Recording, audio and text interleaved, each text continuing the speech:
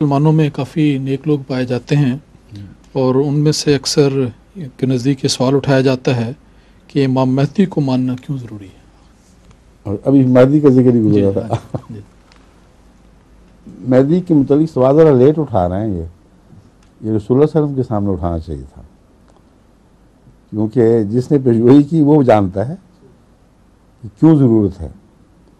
ایک تو یہ الزامی جواب ہے کہ حضرت صلی اللہ علیہ وسلم جن پر آیت خاتم النبیین نازل ہوئی، جنہوں نے دین کو کامل کیا، جن پر خدا نے دین کو کامل کیا، کامل کتاب اتری، ہمیشہ کے لیے آپ کو قیامت تک کی فرما روائی بخشی گئی مذہب اور روحانیت پر، ان کے بعد امام مہدی ہو یا کوئی ہو، کسی کی بھی کیا ضرورت ہے؟ اور اگر مجددیت کی ضرورت یہ مانتے ہیں تو وہیں ان کا سوال گر جاتا ہے۔ اس پہ مانتے ہیں اگر مجدد آئے گا تو آئے گا کیوں؟ اگر اصلاح کا عمل جو پہلے ہو چکی ہے وہ لازوال ہے اور امت بگڑ نہیں سکتی، تو پھر کسی ہدایت دینے والے کی ضرورت ہی نہیں رہتی۔ اس کا نام مجدد رکھو یا مولوی رکھو یا بزرگ رکھو، کسی کی ضرورت نہیں۔ اور اگر نیک اعمال قائم نہیں رہ سکتے، اور حضرت صلی اللہ علیہ وسلم فرماتے ہیں کہ ایک نسل، پہلی نسل، پھر دوسری، پھر تیسری، ان تینوں کی روشنی کی ضمانت ہے، اس کے بعد کچھ نہیں کہا جا سکتا، پھر فیض عوج کا زمانہ شروع ہو جائے گا۔ تو پھر آپ فرماتے ہیں آخری زمانے کے حالات میں کہ مسجدوں کی آبادی اپنی ذات میں کافی نہیں ہے، قرآن کریم کی تباعت اور اشاعت اپنی ذات میں کافی نہیں ہے، مسلمان کہلانا اپنی ذات میں کافی نہیں ہے، اس کے باوجود تم گمراہ ہو سکتے ہو یا گمراہ کہلا سکتے ہو خدا کی نظر میں۔ تو فرمایا سیاتی علی الناس زمان لا یبقى من الاسلام الا اسمه ولا يبقى من القرآن الا رسمه مساجدهم عامرة وهي خراب من الهدى علماؤهم شر من تحت عدیم السماء من عندهم تخرج الفتنة وفيهم تعود، کہ ایک ایسا زمانہ بھی آنے والا ہے جب کہ اسلام محض نام کا رہ جائے گا، قرآن محض لکھنے کے لیے ہوگا، جیسے ہے نا زرعی رقم نے قرآن لکھا اور اس طرح لکھا، چاندی سونے کی تاروں سے لکھا گیا، کیسی لغو باتیں ہیں، اس کے مضمون کی طرف توجہ کوئی نہیں۔ جو سونے کے استعمال کی منائی کر رہا ہے اس کے ساتھ وہ خانہ کعبہ کے جو دروازے ہیں وہ سونے جڑ جڑ کے ان کی گستاخی کرتے ہو، کوئی پرواہ نہیں اس بات کی۔ پھر فرمایا مساجدہم عامرۃ، سب سے زیادہ آباد مساجد آپ کو افغانستان میں اور سعودی عرب میں دکھائی دیں گی، لیکن مسجدوں کی آبادی مسجدوں کی روحانی لحاظ سے اور ہدایت کے لحاظ سے معمور ہونے کی نشانی نہیں ہے۔ فرمایا مساجدہم عامرۃ وہی خراب من الہدی، مسجدیں پوری طرح بھری ہوئی ہوں گی لیکن ہدایت سے کلیتاً عاری، خرابہ ویرانے کو کہتے ہیں، جہاں تک ہدایت کا تعلق ہے وہ ویرانہ ہوں گی، اس میں کچھ بھی ہدایت کا اثر نہیں ہوگا۔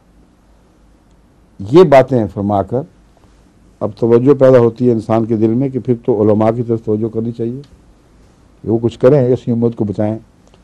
تو اگلا بیان ہے وَعُلَمَاؤُهُمْ شَرُّ مَنْ تَحْتَ عَدِیمِ السَّمَاءِ، ان کے علماء آسمان کے نیچے بدترین مخلوق ہوں گے۔ اب یہ جو مضمون ہے اس کی سند کی بحث الگ ہے، اتنا عارفانہ مضمون ہے، اتنا گہرا مضمون ہے جو کمال شان سے پورا ہو چکا ہے، اس لیے اس کی سند میں کی بحث میں الجھنے کا مقصد ہی کوئی نہیں۔ جو پیشگوئی پوری ہو گئی ہو اس کی دلیل کیا ڈھونڈتے ہو؟ جو سورج جو سر پر چڑھ کر بولے، سورج تو سر پر چڑھتا ہے تو بتاتا ہے کہ میں آ گیا ہوں۔ اس حدیث نے بتمام و کمال پورا ہو کر ثابت کر دیا کہ یہ رسول اللہ صلی اللہ علیہ وسلم کی پیشگوئی تھی، کسی جھوٹے کی بنائی ہوئی حدیث اس شان سے نہیں پوری ہو سکتی۔ اس لیے فرمایا علماءہم شر، کہ علماء پر ذمہ داری ہوتی ہے قوم کے اخلاق کی نگرانی اور ان کی حفاظت کی، ان کے ایمان اور ان کے کردار کی حفاظت کی ذمہ داری اول طور پر علماء پر ہوتی ہے۔ جس قوم کا یہ نقشہ ہو جائے اس کے علماء لازماً بدترین ہیں، کیونکہ ان علماء سے پھر خیر کی کوئی توقع نہیں ہو سکتی۔ اور پھر شر من تحت عدیم السما فرمایا، آسمان کے پردے کے نیچے سب سے ذلیل مخلوق یہ ہوگی۔ اور ان کی ذلت کی ایک اور علامت یہ بیان فرمائی کہ ان سے فتنے پھوٹیں گے اور انہی میں واپس چلے جایا کریں گے، بار بار یہی ہوگا۔ ساری یہ دردناک کہانی اسلام کے زوال کی، یہ دیکھ لیں آپ، اسلام کا تو خدا کرے کبھی بھی زوال نہیں ہوگا، مگر مسلمانوں کے زوال کی اس حدیث میں بیان ہو گئی ہے۔ تو اس کے بعد امام مہدی کی ضرورت نہیں۔ کیا موت کو دائمی حقیقت کے طور پر قبول کر لیں گے؟ اگر علماء بیکار ہو گئے تو پھر کیا باقی رہتا ہے؟ صرف آسمان سے آنے والا ایک مہدی جو حکم عدل بن کر بیٹھے اور اپنی قوت قدسیہ سے دوبارہ زندہ کرے۔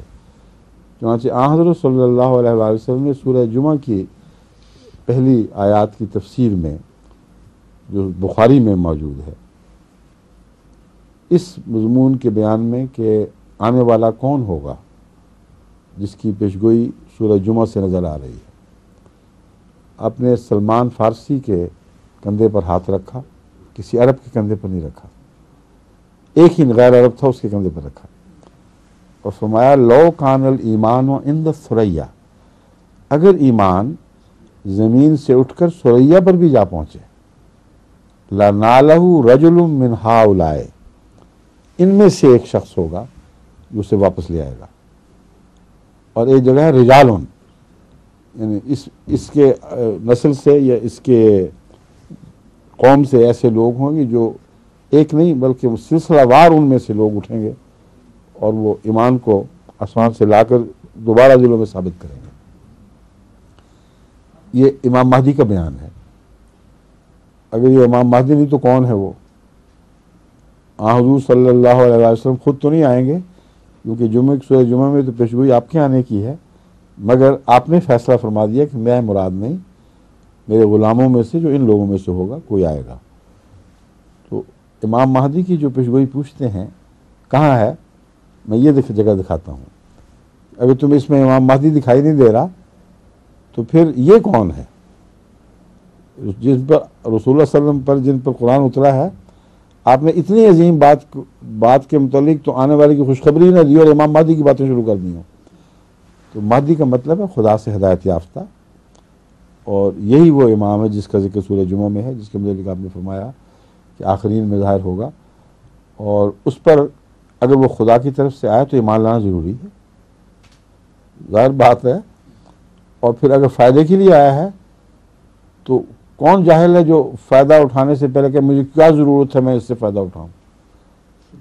غیر منطقی بات ہے۔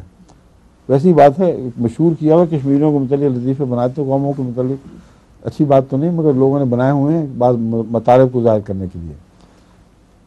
جب کسی زمانے میں انہوں نے ڈوگروں نے کشمیریوں پر ظلم کیے اور ان کو زبردستی بغیر اجرت کے ان سے مزدوری لیا کرتے تھے، تو لمبے عرصے کے بعد ان کے اندر یہ مزدوری مائنڈڈ ہونا اتنا رچ گیا کہ ایک آدمی سردیوں میں سائے میں بیٹھا ہوا تھا، وہ کشمیری، تو کسی نے کہا کہ بھائی اٹھو، یہ دھوپ ہے، یہاں آ کے بیٹھو، میرے پیسے لاؤ، کتنے دو گے؟ تو جس نے امام مہدی سے یہ سوال کرنا ہے کہ تم ہمیں بچانے کے لیے آئے ہو، کہ میں تمہیں بچانے کے لیے آیا ہوں، اللہ کی طرف سے آیا ہوں، تمہارے اختلافات کے فیصلے کروں گا، تمہیں ہدایت دوں گا، خدا نے مجھے دی ہے، تو کیا ضرورت ہے آپ کو ماننے کی؟ کوئی ہے اس میں جہان اس سوال میں؟ سوال ہی نہیں پیدا ہوتا۔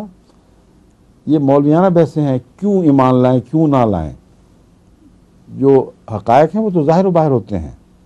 خدا ایک امام بھیجتا ہے، اس سے پہلے تمہاری حالت ایسی ہے کہ قبر میں پاؤں لٹکائے بیٹھے ہو اور تمہیں وہ نکالنا چاہے، تم کو میں کیوں آتے ہو، کیوں مانوں تمہیں؟ تو بہت ہی احمقانہ سوال ہے، سمجھ گئے؟